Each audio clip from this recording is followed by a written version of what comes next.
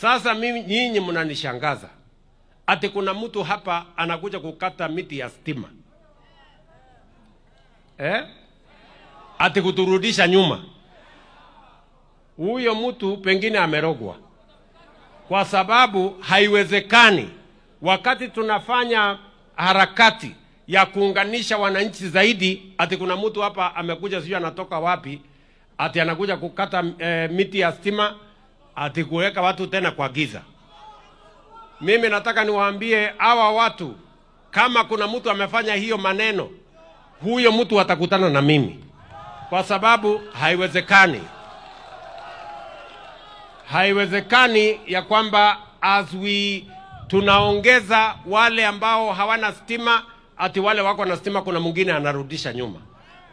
So Bwana Wachira, wewe na waziri wako murekebishe hiyo mambo mara moja. Msiporekebisha mimi nitarekebisha mwenyewe. Na nikirekebisha mwenyewe mtapata cha mtema kuni. Sijui kama tunaelewana jameni.